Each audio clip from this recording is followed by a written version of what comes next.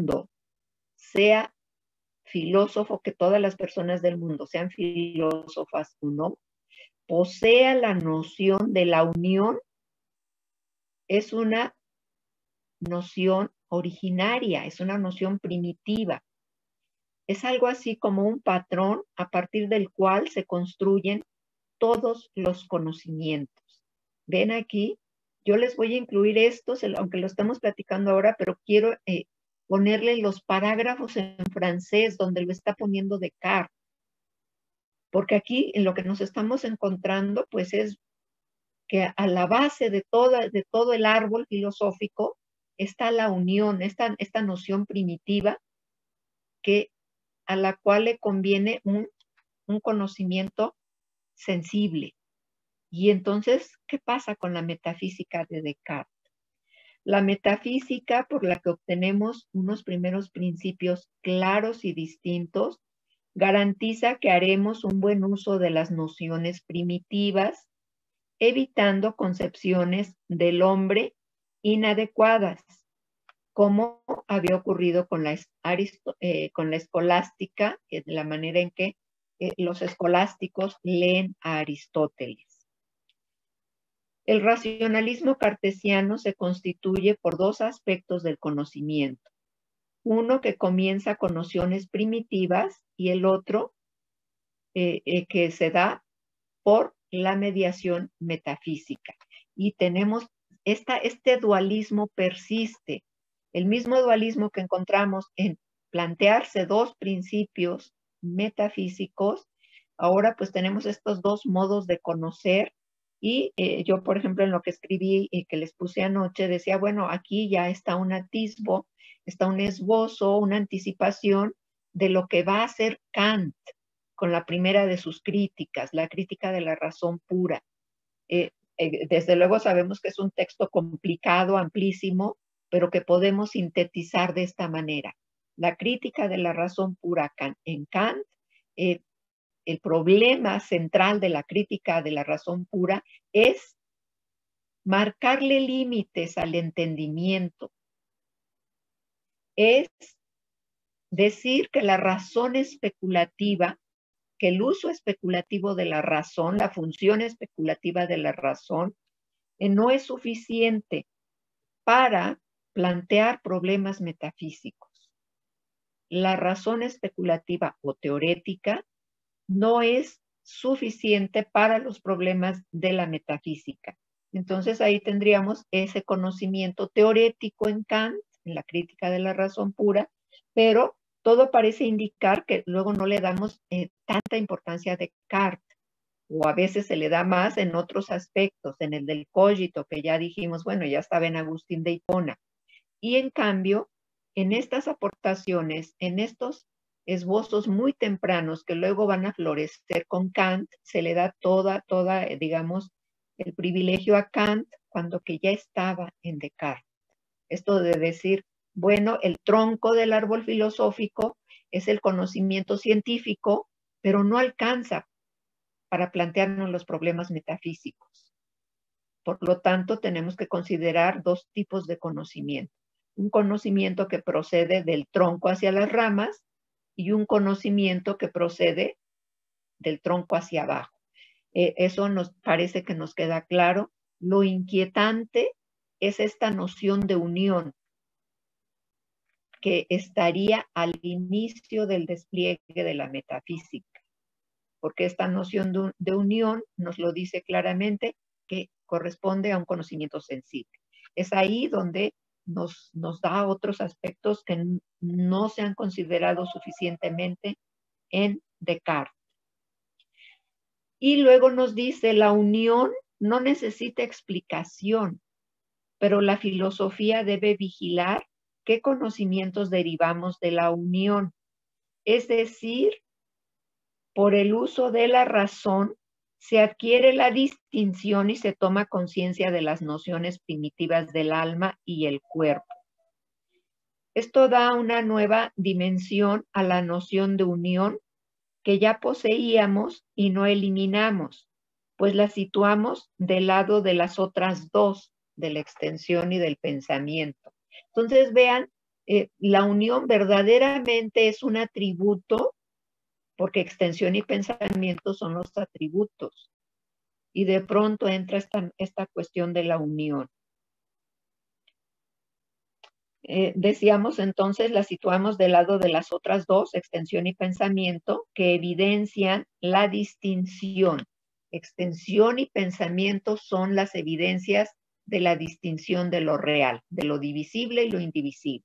La extensión divisible, el pensamiento indivisible. Pero para evitar extraer falsas conclusiones de lo que sea el ser humano, resulta útil mantener simultáneamente la unión y la distinción. Entonces, aquí está otra complejidad en Descartes. Sí mantener la distinción de los atributos de pensamiento y extensión, y al mismo tiempo admitir la unión. Entonces, pensamiento y distinción, perdón, pensamiento y extensión son la distinción, y a la vez afirmar la unión.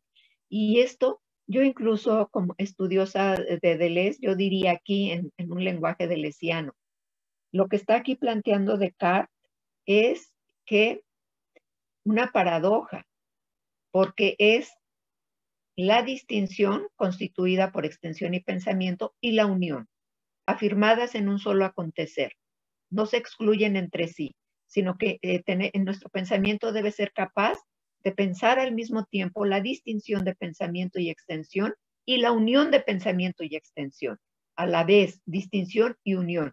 Y lo que yo diría deleuzianamente es que es una relación de lo heterogéneo. Es una relación que no es simétrica, es una relación disimétrica, desemejante, porque está uniendo a la distinción. Es la unión y la distinción puestas en relación. Y esto es, pues es bonito, como entrarle a los filósofos y de pronto encontrar cosas sorprendentes. Entonces decíamos, la afirmación de unión y distinción tiene que ser sin eliminar ninguna de ellas. Y lo que nos dan es la evidencia, porque evidencia los límites del conocimiento. Un uso exclusivo, ¿por qué? Porque ya habíamos dicho que en la parte de la distinción es un conocimiento metafísico, allí es indispensable que entre en funciones la distinción. ¿Por qué? Porque dijimos que en un conocimiento metafísico es indispensable pensar el yo como distinto del cuerpo. Ahí la distinción tiene que operar. Pero ya en un conocimiento físico y en el conocimiento de las ciencias particulares, las ramas del árbol filosófico deben de estar juntas. Sin eliminar la distinción, tiene que entrar también la unión. Un uso exclusivo de la razón solo puede explicar la distinción, pero no la unión, pues esta afirma dos sustancias sin poder separarlas nunca. Al unirse, la materia deviene un todo. Y bueno, está en latín meum corpus. La unión no es accidental. La unión es substancial.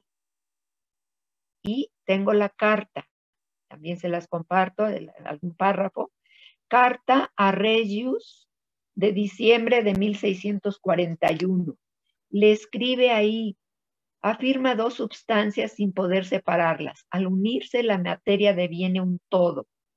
La unión, esto es lo que nos importa como estudiosos de metafísica. La unión no es accidental. La unión es substancial. Y pues aquí vemos estas cuestiones, regresamos al presupuesto, a la cuestión esta que ya nos había dicho, que la unión concierne a un conocimiento sensible y luego nos dice que es substancial. Por lo tanto, otra vez la pregunta, ¿hay empirismo en la metafísica de Descartes? Porque eleva a un estatuto substancial a la unión, siendo que la unión es un sentir. Hay que sentir la unión del cuerpo y el alma, del cuerpo y el pensamiento. Y pues estos son los problemas que yo les decía, ouch, pareciera, yo por lo menos recuerdo cuando me dieron Descartes, no recuerdo que se me hayan planteado estos problemas, y cuando nos metemos con mirada atenta e indagando aquí y allá y a los lectores de Descartes, a su correspondencia, a veces las cartas dicen más que los textos, entonces nos encontramos con estas cuestiones. Bueno, quiero hacer un alto porque yo llego y comienzo a hablar felicísima, pero quieren comentar algo, se va comprendiendo, que tienen alguna pregunta. Queda suficientemente claro lo que les comparto, tanto en plataforma como en estas reuniones a través de sala virtual. ¿Todo bien?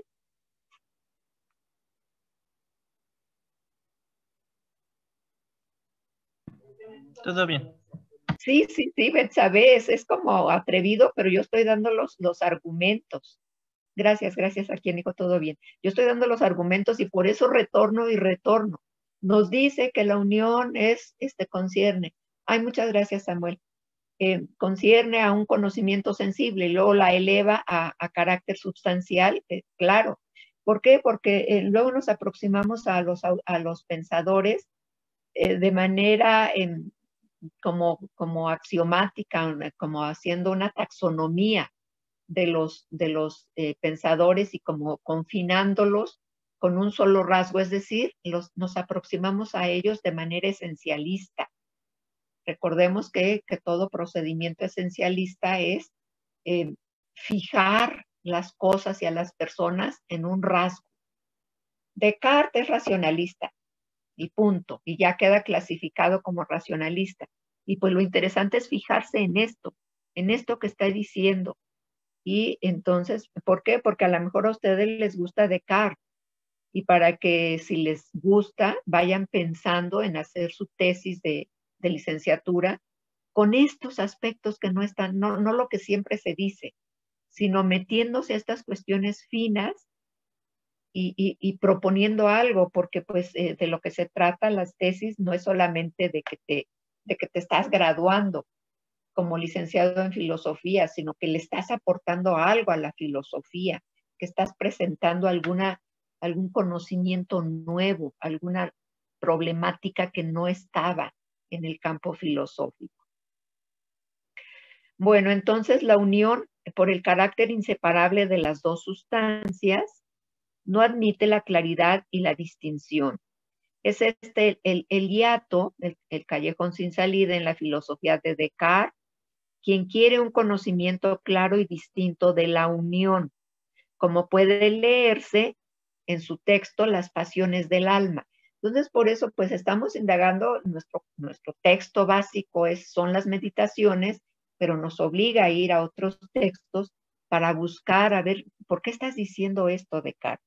En las pasiones del alma, y entonces ahí el límite se encuentra al inicio, en la unión misma. Y vemos entonces que la unión tiene este papel importantísimo en la metafísica de Descartes. Bueno, entonces reitero lo que Descartes aporta y que luego se vuelve clarísimo y que se le da todo el prestigio a Kant, pero en realidad ya está en Descartes. Descartes aporta los límites de la razón teorética, los límites de la razón humana. El árbol de la filosofía, pues nos lo enseña de manera explícita. En las raíces, la doctrina de la creación de las verdades eternas que evidencia la distinción entre la res inteligible y la res infinita, es decir, entre Dios, entre el hombre, que es la res inteligible, y Dios, que es la res infinita. En las raíces está esa distinción sustancial. Queda claro que la razón es razón humana y que es el tronco, y que en el tronco entonces se procede matemáticamente. El conocimiento que deriva del tronco, de la razón humana, no tiene por qué ser todo el conocimiento, no es todo el conocimiento posible. En el tronco, el despliegue de la física evidencia las limitaciones del uso de la pura razón para explicar todos los fenómenos del mundo y la necesidad de recurrir a la experiencia. Entonces, aquí, ¿qué es lo que nos estamos encontrando? Que pareciera que la metafísica es razonable, que está fuera de la razón, y que la razón sería, que la racionalidad sería propiamente humana. Y está desde la manera en que Descartes explica las tres diferentes sustancias. Cuando dice la res infinita, no le agrega la inteligibilidad. Luego dice la res inteligible y luego dice la res extensa. Y rápidamente, porque se nos está yendo el tiempo de nuestra clase, yo aquí recordar lo que vimos el semestre pasado con Giordano Bruno, algún apunte que hice en algún momento a propósito de Plotino, y una vez más, es que todos los platonismos, como es el caso de Descartes, tienen algunos baches de neoplatonismo, porque aquí podemos pensar la metafísica de Plotino. ¿Qué nos dice Plotino? El uno no es la racionalidad, no es la inteligibilidad. El uno es el todo, es el uno todo. El uno es la divinidad. Y esa hipóstasis primera que es el uno, emana, de esa hipóstasis primera, emana la inteligibilidad, es decir, la racionalidad, el ser racional. Pero el uno no es la racionalidad, es lo que hace posible la racionalidad. Y luego, pues ya sabemos que en Plotino, esa inteligibilidad, ese ser inteligente, de ese ser inteligente emana la tercera hipóstasis, que es el alma del mundo. Y ya, los cuerpos y todas las cuestiones. Pareciera que en Descartes está esta misma distribución, que las raíces del árbol filosófico, las raíces, que es la dimensión metafísica, no es todavía la inteligibilidad, que la inteligibilidad es el tronco y las ramas.